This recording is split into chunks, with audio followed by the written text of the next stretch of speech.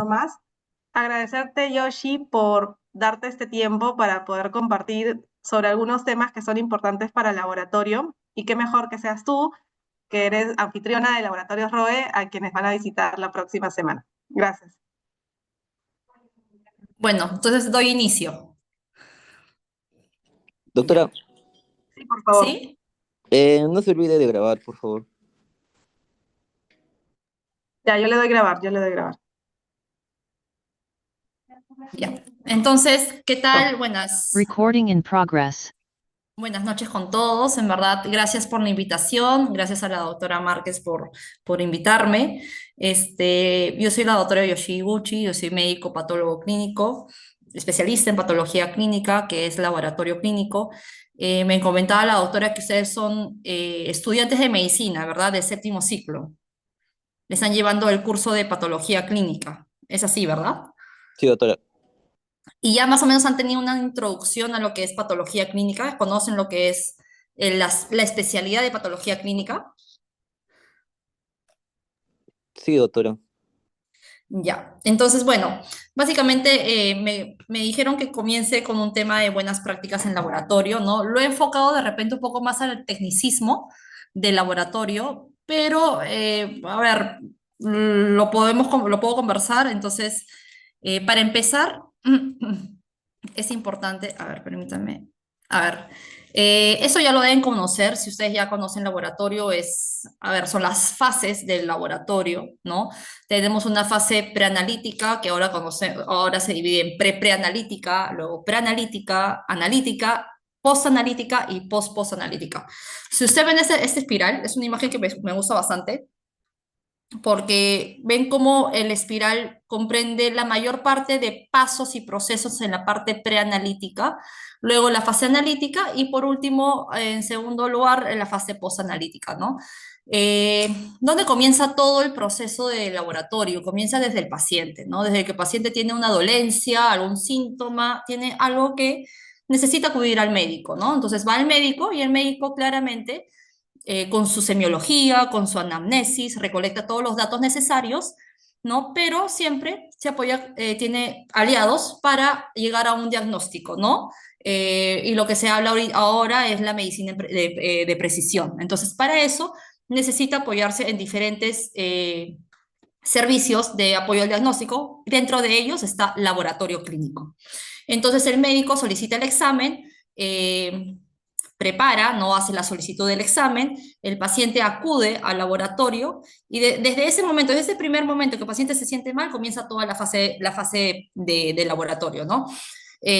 Va al laboratorio, es atendido, ¿no? Le registran las pruebas, le ingresan las pruebas, luego pasa por una identificación, ¿no? Porque tenemos que identificar que el paciente que estamos atendiendo es verdaderamente ese paciente, verificamos las pruebas, eso es muy importante, las pruebas que está solicitando el médico, sobre todo porque hay bastantes pruebas que necesitan unas condiciones preanalíticas, como se llaman, ¿no? Por ejemplo, el ayuno, el reposo, la baja ingesta de no haber fumado, no haber tomado alcohol, etcétera, dependiendo de la prueba, ¿no?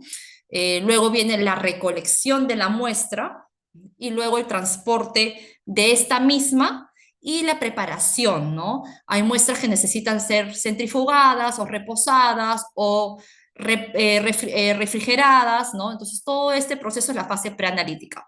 Luego viene la fase analítica, que hoy en día, con lo que es la automatización, si ustedes, no sé si aún, no, creo que no han tenido la oportunidad de, no sé si han ido ya al laboratorio ROE o cualquier otro laboratorio, ¿no? Vemos que el laboratorio está prácticamente automatizado, ¿no? Y esto hace que la eficiencia hombre-hora sea mucho mejor, ¿no? El error humano sea menor también, porque ya pasamos a que el equipo haga la mayor parte del procesamiento, ¿no? Entonces ya el pipeteo de las muestras, que a veces son tan mínimas, 0,5 microlitros, ¿no? Todo eso, toda esa precisión lo hace un equipo automatizado hoy en día. Entonces la fase analítica se reduce a un tiempo mucho más corto. Tenemos gases arteriales que salen a los 2 minutos, tenemos un hemograma que se procesa y sale a los 3 minutos y eso menos, ¿no? Entonces ya la automatización ha hecho bastante por nosotros, ¿no? En la parte del laboratorio. Y luego tenemos la fase postanalítica, ¿no? Que luego del equipo automatizado, o si no es automatizado, semiautomatizado, o si es manual, porque hoy en día también en ROE hacemos procesos manuales, sobre todo en pruebas especiales, ¿no? Ya una vez que tenemos el resultado, nos vamos a la fase postanalítica, ¿no? En la fase postanalítica tenemos el resultado, es verificado, ¿no? Generalmente lo verifica el médico patólogo clínico, y acá entra a tallar yo y la doctora Márquez, ¿no? Y vemos si es que el resultado es liberado con una correlación clínico-patológica, viendo históricos del paciente, viendo clínica del paciente. Acá entra a tallar todos nuestros conocimientos de medicina, ¿no?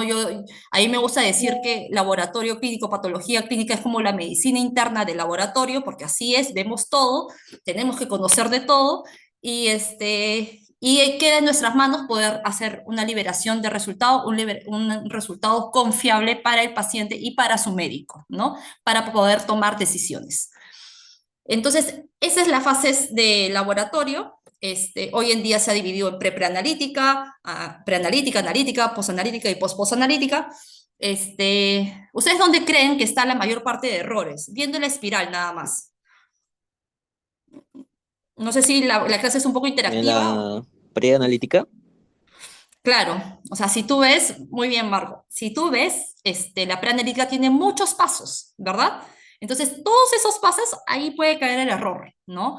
Ahora con la automatización, ya casi los errores, no digo que son nulos, pero los errores en la fase analítica de procesamiento son muy pocos, en verdad. Si nosotros vemos las estadísticas de ROE, donde tenemos, porque claro, a ver, lo que tratamos de hacer en el laboratorio es disminuir lo mínimo posible el error total, ¿no? Hablando en la fase analítica, lo que corresponde a la exactitud, ¿no? A la precisión, al desempeño de las pruebas, todo eso tratamos de minimizarlo. Entonces ahí en esa parte la verdad que no tenemos muchos problemas porque tenemos muy bien controlada esa parte. Pero la fase preanalítica, que tiene muchos pasos, es ahí donde cae nuestro mayor rango de equivocaciones, errores, porque todo laboratorio o todo proceso tiene un error, ¿no? Un porcentaje de error que siempre tratamos de nosotros, mediante certificaciones, controles, protocolos, procedimientos, de disminuirlos al mínimo, pero siempre vamos a tener algún tipo de error, ¿no? Entonces, yéndonos ya, a ver, permítanme que yéndonos ya a la parte me dijeron que íbamos a hablar de buenas prácticas en laboratorio. Vamos a ir rápidamente porque creo que el enfoque era más conocer lo que es laboratorios ROE, ¿no? Y laboratorio en general, pero para nosotros tener todas estas fases bien controladas dentro del laboratorio, desde que se le pide al paciente una solicitud hasta que el paciente y el médico tienen los resultados en su mano, necesitamos buenas prácticas de laboratorio, porque si no, no podemos trabajar, y no vamos a trabajar, y si trabajamos, y si trabajamos así por así, no vamos a trabajar bien. Y al fin y al cabo, donde va a repercutir esas malas prácticas van a ser en el paciente y en el médico, que no va a confiar en un resultado de laboratorio emitido por nosotros. Entonces, el laboratorio tiene una serie de riesgos, ¿ya? Riesgo porque, claro, manipulamos muestras biológicas, manipulamos sangre, manipulamos equipos, energía, todo eso. Entonces, lo que necesitamos nosotros es hacer una buena prevención, que es el pilar fundamental, ¿no? Para proporcionar un ambiente de trabajo seguro, saludable, reducir probabilidades de errores, infecciones, accidentes, incidentes, todo, ¿ya? Entonces, ¿qué son las buenas prácticas de laboratorio? Es un grupo de lineamientos de procedimientos operacionales y prácticas establecidas consideradas reglamentarias para garantizar la calidad e integridad de los resultados obtenidos, ¿ya? Entonces, esas son las buenas prácticas de laboratorio. ¿Cuáles son los objetivos? Garantizar la confiabilidad, reproducibilidad y trazabilidad de los resultados analíticos, ¿ya? Minimizar los errores humanos y técnicos, porque, a ver, ahí mismo la palabra lo dice, minimizar, ¿no? Siempre lo va a haber, pero lo que tratamos de hacer es minimizarlo al mínimo. Proteger la salud y seguridad del personal del laboratorio, porque claro, está expuesto a agentes biológicos, a reactivos, a químicos, ¿no?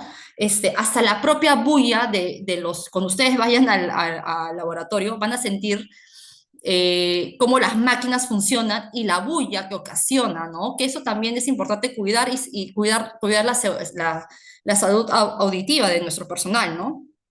y que hacer que los procesos se cumplan con las normativas nacionales e internacionales, ¿no? Nosotros como laboratorios ROE estamos acreditados por la ISO 15189, que es la ISO específicamente de laboratorio clínico, ¿no? La 9001 también. Seguimos lineamientos de la CLCI, de la OMS y sobre todo a nivel nacional la norma técnica de patología clínica, que es la 072, ¿no? Nosotros seguimos todas estas acreditaciones y por ende nuestros procesos están muy bien controlados, ¿ya?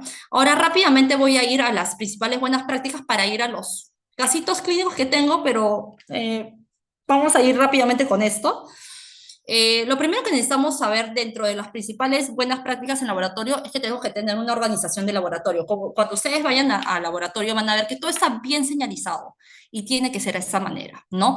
El área de hematología van a ver que van a decir hematología, coagulación, van a ver que van a decir bioquímica, distribución, toma de muestra 1, toma de muestra 2, todo está súper bien señalizado. La área administrativa, ¿no? ¿Cuáles son zonas sucias? ¿Cuáles son zonas limpias? ¿No? También tenemos que tener un flujo unidireccional de las muestras para evitar contaminaciones cruzadas. Por ejemplo, cuando vayan al laboratorio de molecular, de biología molecular, si ustedes ven, el flujo es unidireccional. Una persona no puede pasar de la parte de extracción de la parte de PCR a la parte de extracción de ADN, porque claramente es un flujo inverso y puede contaminar el proceso, ¿no? El proceso de las muestras de la prueba. Entonces, es unidireccional, va en un solo flujo, en un solo camino. Y en laboratorio también se cumple, ¿no? Entonces, es importante esto para evitar contaminaciones cruzadas, ¿no? Y la señalización debe ser visible. El orden y la limpieza es básico, ¿no?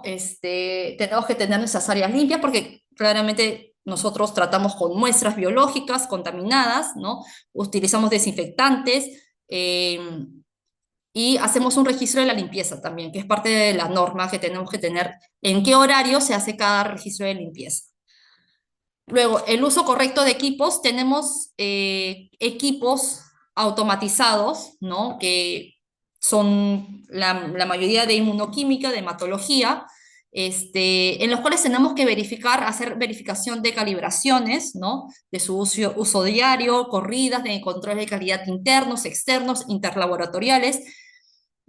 No quiero abundar mucho en ese tema porque es bastante técnico lo de los controles de calidad, ¿no? Tenemos que hacer mantenimientos preventivos y correctivos, ¿no? Preventivos para saber que el funcionamiento del equipo esté bien. Correctivos para cuando presenta un tipo de error. ¿Y cómo me voy a dar cuenta? Por mi control de calidad, ¿no? Se hace una desviación del control de calidad, sale por fuera de la regla de estas desviaciones estándares y me doy cuenta que hay un error, puede ser aleatorio, ¿no? Puede ser sistemático, no lo sé, y hago un mantenimiento correctivo, ¿no? Y tiene que haber capacitación del personal, ¿no? Luego, eso es muy importante porque eso es parte de la preanalítica donde creo que la mayoría, el 70% de los errores está acá. Identificación de las muestras, ¿no? Identificación y correcto manejo de las muestras. Como ustedes van a ver, nosotros tenemos una técnica bastante especial, específica, y es lo que me encanta. La verdad, en ROE lo que hacemos hacemos la identificación in situ. En el momento que el paciente se está tomando la muestra, es ahí donde nosotros registramos al paciente y hacemos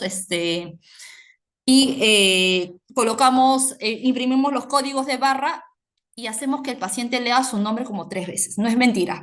De repente los pacientes se aburren de estar aceptando, leyendo el nombre, pero es bastante importante porque yo he visto en otros sitios, en otros laboratorios, he trabajado en otros laboratorios, he trabajado en la parte del hospital públicos, he trabajado en otros laboratorios privados, y donde recae la mayor parte de errores es acá, en la identificación de las muestras. Se confunden de nombre, se confunden de etiqueta, y eso es muy importante, porque podemos caer en resultados erróneos, en diagnósticos erróneos, tratamientos erróneos, imagínense, no, es gravísimo, ¿no? Entonces, el sistema que utiliza ROE, la verdad es que es bastante bueno, ¿no? Es bastante bueno y debería replicarlo, creo, de todos los laboratorios.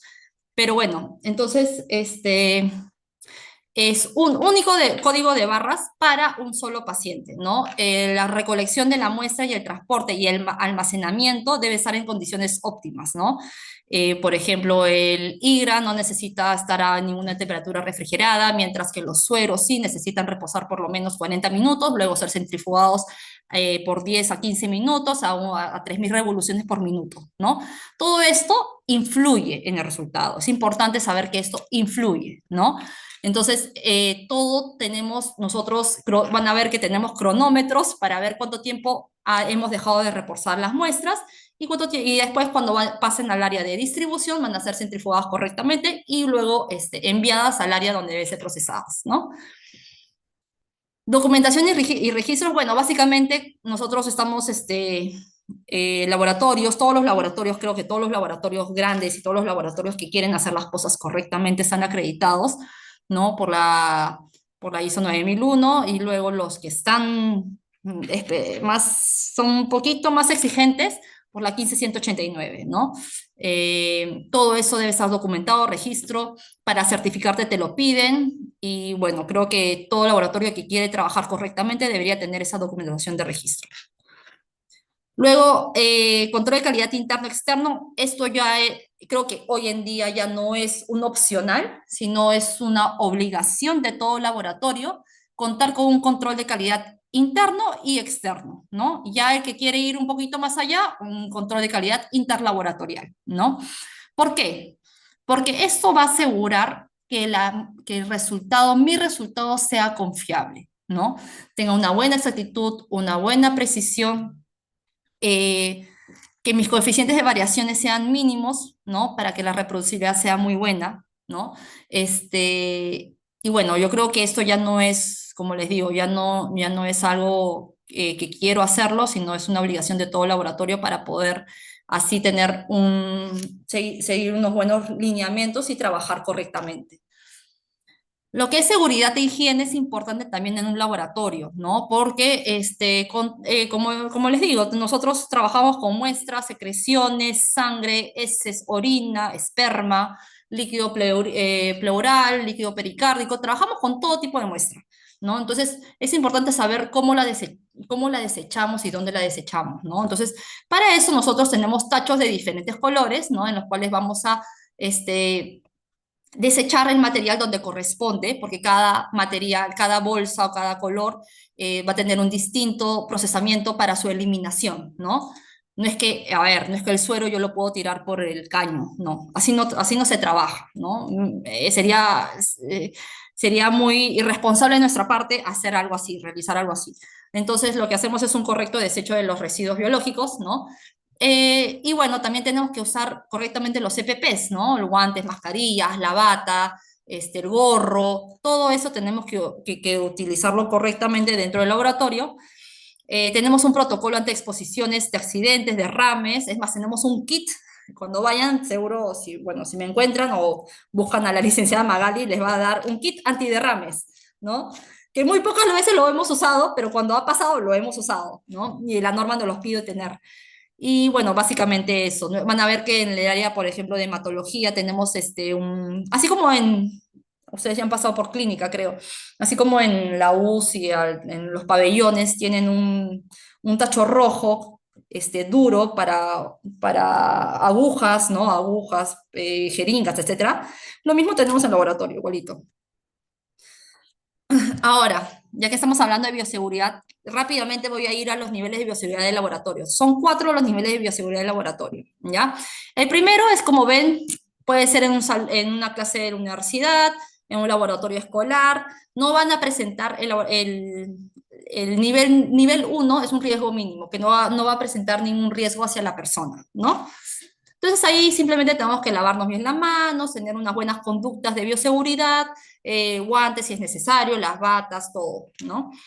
El segundo nivel es un riesgo ya más moderado, y aquí entra a tallar ya un laboratorio clínico, ¿no? En los cuales sí puede ocasionar enfermedades, pero son prevenibles y tratables. Por ejemplo, tenemos el hepatitis B, manejamos muestras de pacientes con VIH, hepatitis B, muestras de sangre con estafilococcus aureus, muestras de heces con salmonela.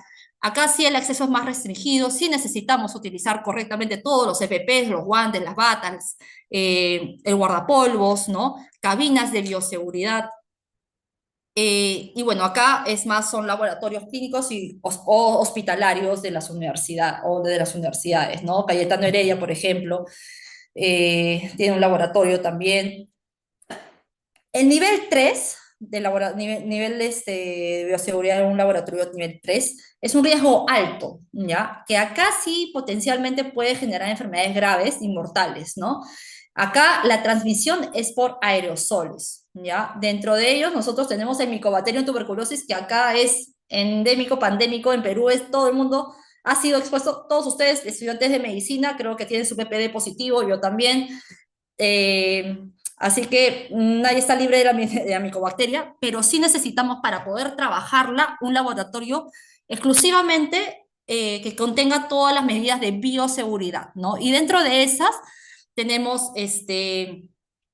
tenemos una instalación aislada. Cuando ustedes vayan a ROE van a ver que en el área, nosotros tenemos para Mycobacterium, nosotros somos uno de los pocos laboratorios que procesa Mycobacterium, que podemos hacer cultivos Mycobacterium, ya sea por medio líquido, medio convencional.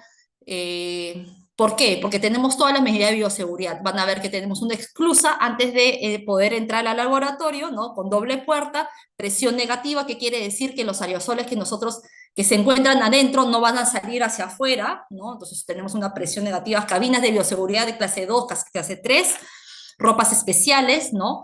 Y bueno, es bastante controlada esa área, ¿no? Son laboratorios de investigación y diagnóstico de enfermedades infecciosas peligrosas. Y laboratorio nivel 4, que es riesgo extremo, ¿no? Son enfermedades en las cuales se manipula muestras de altamente peligrosas, ¿no? Que no tienen ni tratamiento ni vacuna, ¿no? Por ejemplo, el ébola, el Marburgo, Lassa, ¿no? Son laboratorios totalmente aislados, como pueden ver, fíjense el equipaje que tienen estos profesionales de la salud, ¿no? Que son trajes herméticos con suministro de aire autónomo, ¿no? Entonces, la verdad, les soy sincera, yo nunca he ido a un laboratorio de esta magnitud. Creo que son laboratorios sumamente especializados, que no creo que haya muchos que es más, creo que en Perú no hay, no sé, ahí me corrige Cintia, pero creo que en el Perú no tenemos ningún tipo de ese tipo de magnitud de laboratorio. No, no Ahora, hay. no hay, ¿no? Yo me imagino que debe haber en No, Europa, no, ni en INS, no hay. ni en el INS, exacto. El INS tiene laboratorio nivel 3. Bueno, ¿cuáles son las consecuencias de no cumplir con estas buenas prácticas, no? Tenemos resultados erróneos que conllevan al diagnóstico incorrecto y tratamientos inapropiados. Eso es lo peor que nos puede pasar. Créame que es el temor de todo patólogo, poder reportar un resultado que pueda perjudicar a un paciente. Eh, Riesgo de accidentes laborales, de contaminación de entorno, de contagios, ¿no? Pérdida, bueno, ya si nos vamos a la parte un poco más, pérdida de la acreditación y sanciones legales, que también es importante, ¿no? Pero sobre todo la pérdida de confianza del personal médico de sus pacientes, ¿no? Nosotros tratamos de siempre cuidar eso porque creo que ustedes como médicos, yo como médico, nuestro primer principio es el no hacer daño, ¿no? El no hacer daño, no generar nada que pueda perjudicar a un paciente. Creo que por eso estamos metidos en este tipo de carrera. No es una carrera, creo yo, es una vocación más que nada, ¿no? Pero lo peor que nos puede pasar es hacerle un mal a un paciente, ¿no? Entonces, por eso tenemos que cumplir todo esto lo que les acabo de decir, ¿no? Todo eso tenemos que cumplir al pie de la letra. Cuando nos salimos del protocolo, lamentablemente podemos caer en el error. Y es lo último que queremos, porque el primero que sale perjudicado es el paciente. Entonces, conclusiones. Yo creo que no es una obligación, sino es un compromiso ético y profesional, ¿no? Llevar buenas prácticas en laboratorio y para garantizar la precisión diagnóstica y la integridad del trabajo científico. Ahora solamente 4 casitos que son mis casitos, la verdad que no he podido plasmarlos de repente con un resultado o algo por un tema de confidencialidad, y aparte que también no los he vivido durante mi experiencia, no en ROE, no necesariamente en ROE, no voy a decir en dónde tampoco, pero para que sepan la importancia que hay, que tenemos que, o sea, la importancia que cada fase del laboratorio necesita cumplir para que se hagan bien las cosas, ¿no? ¿Me permiten un momento, por favor? Disculpen. Un ratito. Espérenme.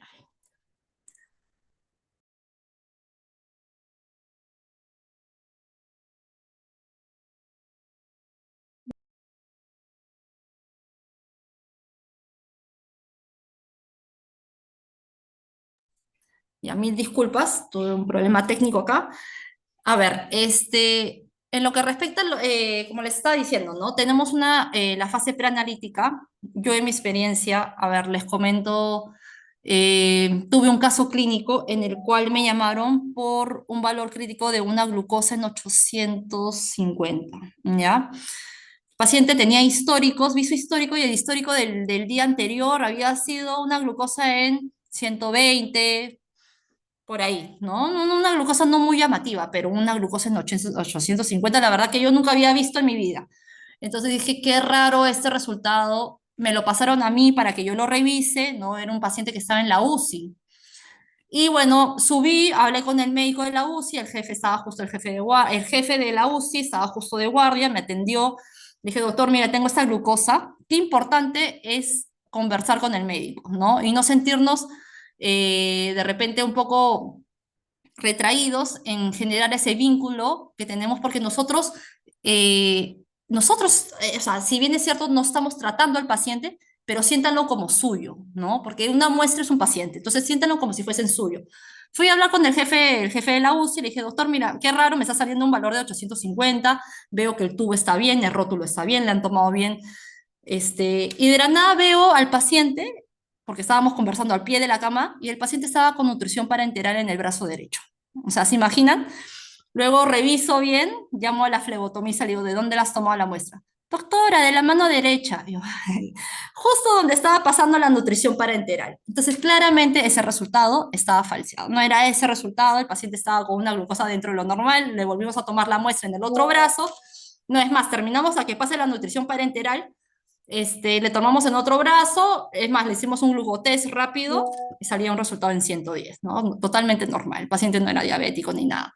Entonces, para que vean la importancia de la fase preanalítica, ¿no? O sea, es importante saber cómo está el paciente, en qué estado es el paciente, de dónde le tomas la muestra, ¿no? O sea, también eso pasa mucho en emergencia, en pacientes hospitalizados, entonces hay que tener bien claro eso.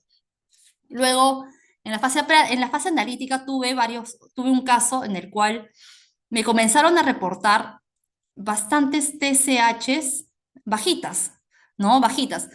0.2, 0.005, 0.06, todas coincidían, ¿no? Y dije, bueno, qué raro, ¿qué estará pasando? Y bueno, fui a ver el equipo, ¿no? Le dije, para esto nada, ojo, que eso no fue en RODE, ¿ah? Fui a ver el equipo, dije, ¿cómo están los controles? Muéstrame los controles. Los controles aparentemente estaban bien, ¿no? Pero tenían una tendencia, que todos estaban por encima los controles estaban todos por encima de la media, ¿no? La verdad que yo no me quedé satisfecha, dije, no, paren el procesamiento de la TSH, hagamos algo. Y efectivamente, ¿no? Había un error en el pipeteo, tuvieron que llamar a ingeniería. Por eso, bueno, es importante la parte técnica, la parte de los controles de calidad, todas esas TSHs tuvimos que volver a repetirlas toda la corrida. De ese día se canceló, ¿no? Hasta que venga ingeniería clínica a arreglar el equipo, porque había una pipeta, algo había pasado, se había obstruido, y comenzaba a reportar todas las TSHs bajas, ¿no? Entonces ese es un caso de la fase analítica. Luego, ¿qué me pasó? Y eso me ha pasado hoy día. ¿Qué ha pasado hoy día? A ver, la emisión de resultado. Tuvimos unas transaminasas, para que vean, un paciente con hepatitis A, ya que tenía transaminasas volando. la TGO, no, la TGP en 4.500, la TGO en 3.600, ¿ya? Que el analista lo liberó, hizo, cuando un resultado es muy elevado, hay pruebas en las cuales tú tienes que hacer una dilución, ¿ya? Automáticamente el equipo lo hace, lo detecta y lo hace, ¿no? Dependiendo del inserto lo que dice, 1/10, 1/50, etcétera. El equipo lo hizo la dilución y el tecnólogo validó el resultado. Llamamos al paciente como porque era un resultado crítico, tener unas transaminasas más de 2.000 y es un valor crítico, ¿no? Puede llegar a una falla hepática, etcétera. ¿Y qué pasó? Por un tema de cruce del sistema, se revalidó el resultado y al paciente le llegó el resultado antes de la dilución, ¿no? Claramente acá es un error post-analítico, ¿no? Nuestro sistema, a ver, nuestro principal aliado es un buen sistema informático de laboratorio, que es el ELIS, ¿no? Entonces acá hubo un problema del sistema en el cual al final se reportó un resultado que no estaba diluido, que no era el resultado final, y que claramente no era el resultado que le habíamos reportado al paciente, ¿no? Y por último, y eso es algo que me pasó a mí, ¿ah? Bioseguridad. Estaba en el hospital Loaiza, era residente en el área de UCI, el laboratorio de UCI, ¿no? Y nosotros hacíamos los AGAs con jeringa tuberculina. Y para no pinchar, bueno, mala práctica, ¿no? Ustedes saben que no tienen que recapuchar ninguna jeringa, ¿no? Pero esas agujas, tenían la aguja y le ponían como un jevecito, que es el jeve de las tapas, ¿no? De las tapas de los tubos, ¿no? Y bueno, yo por estar procesando rápido, ver, ¿no? Avanzar, qué sé yo, recapucho la jeringa y me pincho el dedo, ¿no? Felizmente ya se imaginarán, le hice todas las serológicas infecciosas al paciente. Yo también me hice toda la serología, igual tuve que tomar profilaxis, etcétera, todo por no seguir las buenas prácticas de laboratorio, realmente, ¿no? Y bueno, eso es lo que me pasó. Esa es compartirles una poca experiencia de lo que me ha pasado, porque como les digo, chicos, el error siempre está, somos humanos, somos médicos, no somos dioses, ¿no?